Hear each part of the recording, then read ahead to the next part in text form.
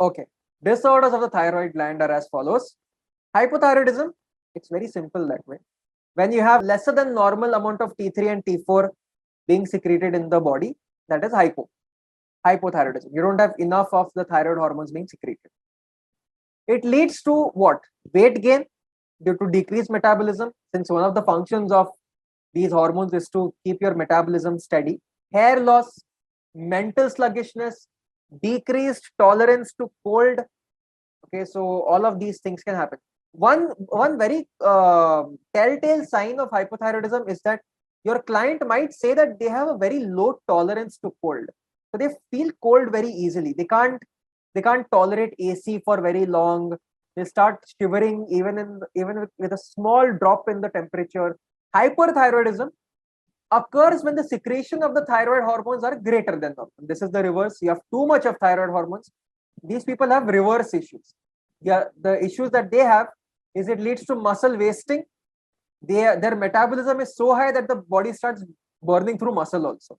Okay, nervousness, tend to be very fidgety also, very jumpy in nature. Weight loss due to increased metabolism, they will lose a lot of weight. And decreased tolerance for heat. If hypothyroidism has a decreased tolerance to cold, hyperthyroid people will feel hot very easily.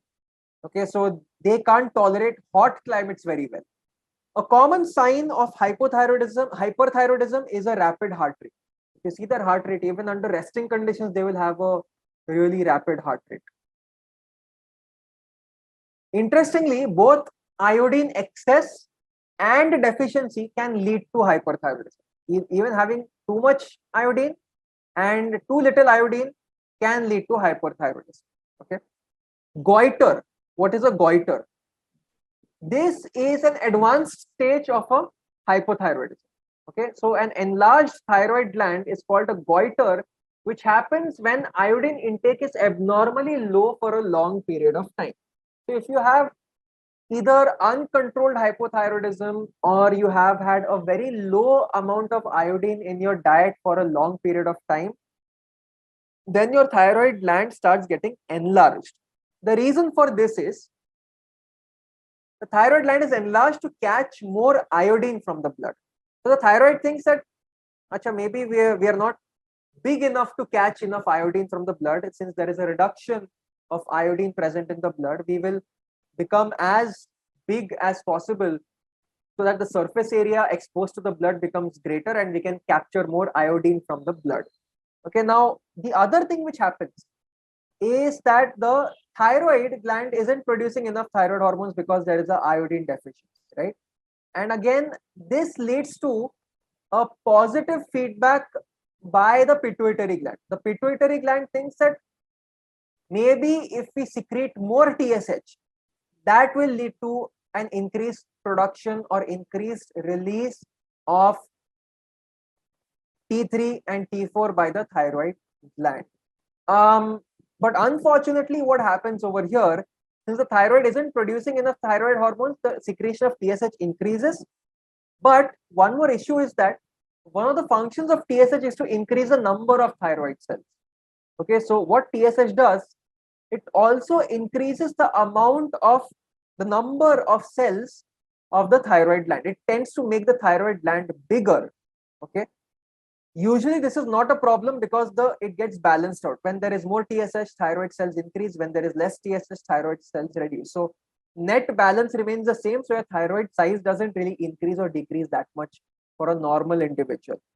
But when you have a prolonged iodine deficiency and you have constant TSH secretion going to the thyroid, that's telling the thyroid that increase the size of the thyroid gland. Okay, so the size of the thyroid gland also becomes bigger. So there are two stimuli to the creation, to the conversion of a thyroid gland to a goiter. The first stimuli is a reduction of iodine intake. When there is a reduction in iodine intake, the thyroid becomes bigger to catch more iodine in the blood. And since there is also a reduction in the secretion of T3 and T4 from the thyroid gland, there is an increase in the secretion of TSH to try to force the thyroid to secrete more T3 and T4. But again, that also leads to the thyroid gland becoming bigger. Okay, so thyroid gland becomes a goiter. Okay. So you have the thyroid gland. We have the thyroid gland over here. It's like this.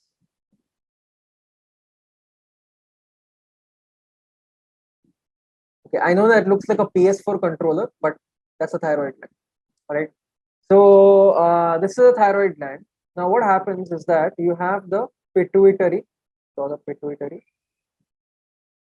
You have the pituitary like this. Okay. What happens is that when you have a reduction in iodine, okay, let's say you have iodine and there is an iodine deficiency. Okay, iodine deficiency, what the thyroid gland thinks is that, okay, if there is not enough iodine present in the bloodstream, okay, this is the bloodstream, and there is an iodine deficiency over here. Okay, there is an iodine deficiency in the bloodstream. What the thyroid gland thinks is that maybe we can become bigger in size. Okay, how about we become a little bigger in size? If I increase my size a little bit more, what will happen is that the surface area increases, right? This will increase the surface area, right? This will increase your surface area. So this will lead to an increase in surface area, which will capture more iodine. Okay, capture more iodine, right? This is one of the things that can happen. Now there's one more stimulus going to the pituitary. See your T4 and T3 both are low. Okay, T4 and T3 both are low because there is an iodine deficiency. This directly leads to a drop in the production of T4 and T3. Okay. Now, when the T4 and T3 are low, this is sending what you would call a positive feedback.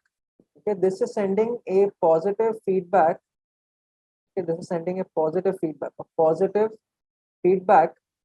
to the pituitary to secrete more of what? TSH. To secrete more TSH. So it is secreting more TSH, and that TSH is going to the thyroid. Okay, that TSH, increased TSH secretion is going to the thyroid to increase the production, to tell the thyroid to increase the production of T4 and T3. Okay, to increase the production of T4 and T3. But since there is an iodine deficiency, you don't have enough raw material. You don't have enough raw material to create more T4 and T3. So therefore, one of the other functions of TSH is that it also increases the size of the thyroid gland. It increases the size of the thyroid gland. So increase in TSH will also increase the surface area, and an iodine deficiency will also increase the surface area. Okay, so this is also leading to this, and this is also leading to this.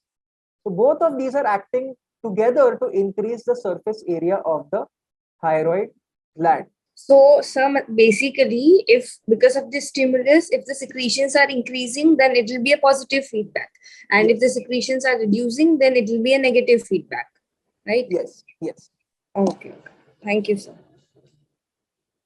So how you decide whether something is going to be positive or negative is dependent on whether the next step is increasing or decreasing. It does not mean that, okay, this is reducing, so therefore it should be negative. The next step, if the next step is reducing or increasing, then it is negative or positive. Now, how will you see hypothyroidism in a blood test? When you see a blood test, usually what you will see is, at least in hypothyroid, the most common kind of hypothyroidism that you will see is that TSH is high and T4 and T3 are normal. It's going to be normal. This also indicates hypothyroidism itself. Okay, this indicates hypothyroidism because if TSH is high and T4 and T3 are normal, that indicates that for the thyroid gland to secrete normal amounts of T4 and T3, there is an excessive amount of TSH that needs to be secreted, which means your thyroid gland has become underactive, which is also an indication of hypothyroidism itself. Okay, hyperthyroidism will look different. Hyperthyroidism, what you will see is that your T4 and T3 are secreted in excess. Secreted in excess. Okay, secreted in excess. Okay, so here you have excessive secretion of T4 and T3. This is hypo.